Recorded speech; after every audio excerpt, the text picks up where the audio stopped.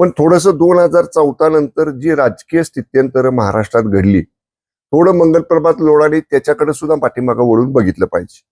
कारण 14 ते 19 जेव्हा भाजपचं आणि शिवसेनेचं सरकार होतं, तेव्हा काय वस्तुस्थिती राज्यामध्ये होती हे आपण पाहिलं.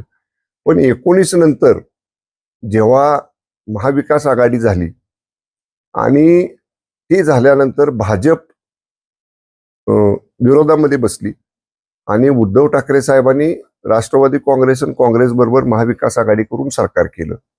त्यावेळची काय होती परिस्थिती, तर पूर्ण ताकदवान ही राष्ट्रवादी काँग्रेस असेल हे करण्याचा प्रयत्न त्या महाविकास आघाडी सरकारमधनं झाला. नंतरच्या काळात जेव्हा आदरणीय एकनाथजी शिंदे साहेबांनी कडक भूमिका घेतली 2022ला आणि आम्ही 50 आमदारांनी आदरणीय एकनाथजी शिंदे साहेबांच्या नेतृत्वाखाली उठाव केला, तिथून खऱ्या अर्थानं स्थित्यंतर महाराष्ट्राच्या राजकीय परिस्थितीमध्ये झालं आणि सत्तेच्या बाहेर असणारी भाजप ही आदरणीय शिंदे साहेबांच्या या निर्णयामुळं ही पुन्हा सत्तेमध्ये आली आणि त्याचा परिणाम झाला.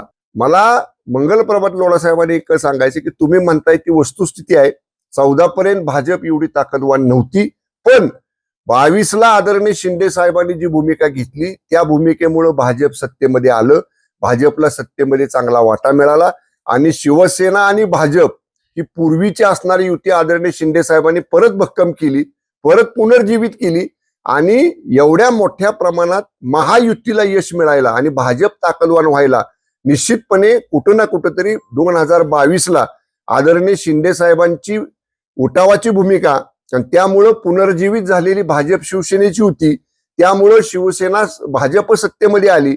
तसं बघाल तर आम्ही सत्तेमध्ये होतो ना 2019ला, आम्हाला काय सत्तेतनं बाहेर जायची आवश्यकता नव्हती.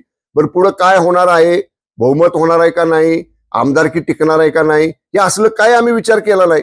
आम्ही शिवसेना भाजपची युती भक्कम करायची म्हणून आम्ही सत्तेतनं बाहेर पडलो. त्यामुळे याही गोष्टीचा मंगलप्रभात लोढांनी निश्चितपणे या पार्श्वभूमीवर गांभीर्याने विचार केला पाहिजे.